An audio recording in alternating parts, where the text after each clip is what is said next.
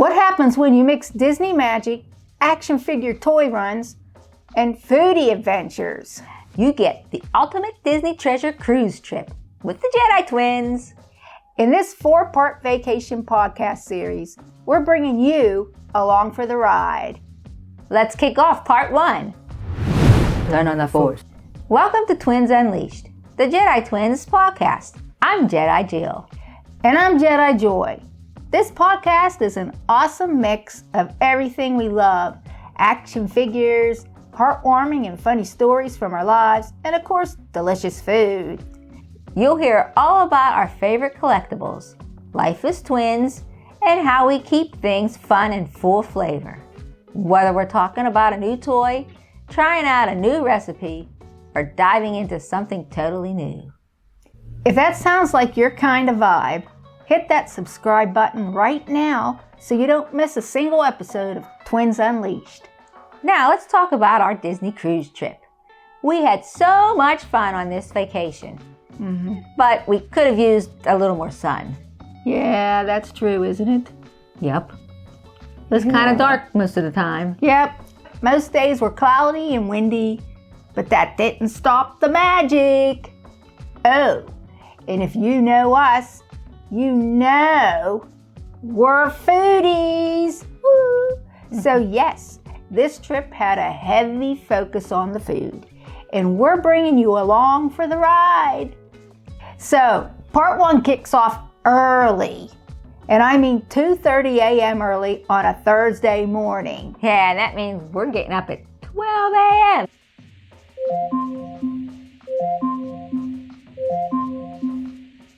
Just to be out the door for 2:30. Right. We hit the road from Pennsylvania, headed toward Port Canaveral, Florida, to catch the Disney Treasure Cruise. Technically, the drive to our first stop, Selma, North Carolina, should have been 7 hours. But with food and bathroom breaks, yeah, it was more like 10 or 11 hours. Yikes. Yes. Our first stop was worth it, though. Hidden Temple Toys in Selma, North Carolina. We were picking up some figures we bought ahead of time and got to meet the amazing owners, Ed and Jennifer. Yep, great people. Yes, they are. Because there was a big step at the entrance, they came out to our van and brought us everything. Super kind and accommodating. We told them we wanted to buy more. So they walked us over and brought out a bin of loose figures. Jennifer assisted me with hunting out some G.I. Joe classifieds located in the store, while Jedi Jill was scoping out some loose Star Wars Black Series in a plastic tub. Needless to say, we took home some goodness. Oh, yes, we did. Oh, yeah. Be sure to check out our Hidden Temple Toy Haul. It's linked below in the description. After Selma, we drove down to Kissimmee, Florida. Wait a minute. Kissimmee. Did you say Kissimmee? Yeah, okay, go ahead. After Selma, we drove down to Kissimmee, Florida. Again, it is about an 8-hour drive from Selma to Kissimmee. We arrived at our hotel, the Quality Inn, another 10 to 12 hours later, around 2 a.m. Friday morning. Oh, yeah. Woo! Let's say, hey, that makes us up, what, a whole day now? We're up almost a whole day. Oh, yeah. Woo!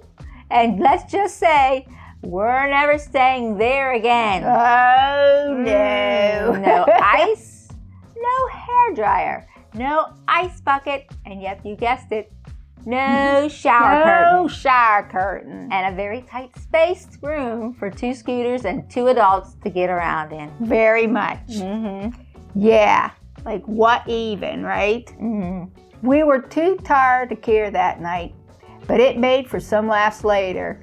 Needless to say, we slept in Friday morning. Check out this pic of the clock when we finally woke up. Spoiler alert, it was late. It was actually early for us. We just needed to get moving, so we had some time left in the day to have some fun. Getting in so late in the morning, we could have easily slept until 1 or 2 p.m. in the afternoon. Right. Our main goal Friday? hit up Disney Springs and make it to our 5 p.m. dinner reservation at Maria and Enzo's Ristorante. But first, we got caught in what I'm calling Florida rush hour. At least that's what we'd call it in Pennsylvania. We finally arrived at Disney Springs and headed to find a map to see where we needed to go. Just an aside, these maps are pretty cool. They are like a huge touchscreen computer monitor with a map of Disney Springs stored in its memory. You can search a number of ways for what you're looking for. Once the information is entered, it pulls up a map on the screen to show where you are and what direction you need to take to get to your destination, and how long your walking time will take. As soon as the location of the restaurant was pulled up, I got the text. Our table was ready. Uh-oh. I know. The map said it was a 4-minute walk. So Jedi Joy and I zoomed on our scooters full speed, asking everyone to stay behind. We'll go get us checked in at Maria and Enzo's because we can move quicker on our scooters. Then, one of our caregivers comes running after us yelling my name. We thought something was wrong, but nope. She was trying to keep up. She did not hear us telling everyone to stay behind and ran the whole way with us, keeping up pretty well. She did. I know. Other than losing our way once or twice and stopping to ask for directions, mission was accomplished, and the rest of our party arrived shortly after. When you walk into the restaurant, there's a check-in area where you're greeted before being seated. We asked if it was okay to use the restroom first, letting them know it could take us a while, and they were super understanding, telling us to take our time. About 30 to 45 minutes later, yes, really, we took the elevator down to the lower level where our table was waiting. Maria and Enzo's is a beautiful 2-story restaurant, and the moment we stepped inside, we were blown away. The atmosphere was stunning, and the food, absolutely worth the wait. We shared the Torchio alle Verdure. How do you say that? I don't know, but you're Italian, you should know. Let me try it. Torchio alle Verdure. That's close. Okay. We shared the Torchio alle Verdure. I don't know how. Oh, tell them what it is. A chicken and vegetable pasta dish that was amazing. The table also split a rucola salad, and there are house-made focaccia della casa with honey butter. That's Right. bread.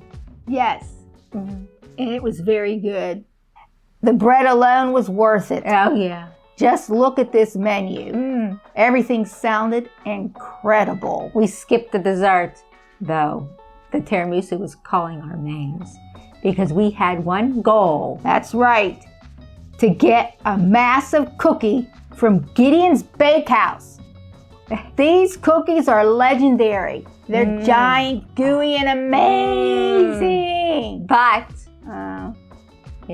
the line was over an hour long.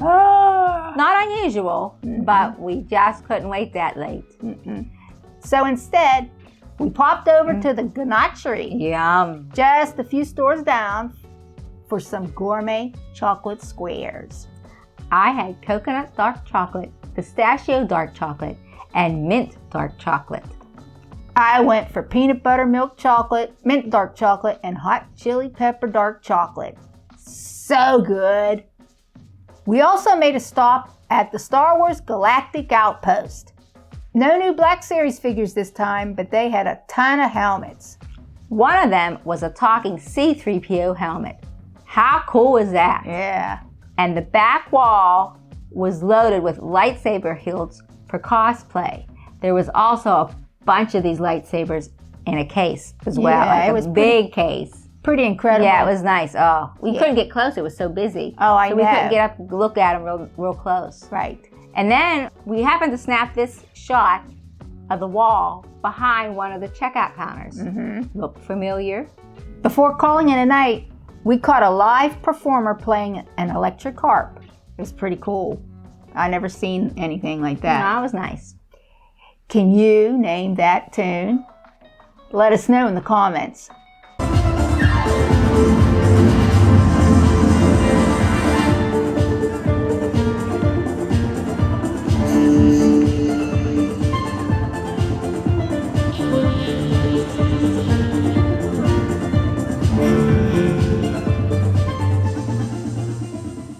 Saturday morning, it was finally time to head to Port Canaveral to board the Disney Treasure. Woo, yay! Uh-huh. You're not going to want to miss part 2. We'll give you a first look at the ship and everything we explored on board. If you enjoyed this podcast, don't forget to give us a thumbs up, drop a comment below, and subscribe to the Jedi Twins for more from Twins Unleashed. We've got 3 more parts to this Disney cruise adventure, and so many more stories, collectibles, and foodie moments to share. Fed by faith, Fueled by fun, and seasoned with grace and a whole lot of flavor. stay blessed, and always twin-powered by God's strength. Thanks for watching the Twins Unleashed podcast. I'm Jedi Joy. And I'm Jedi Jill.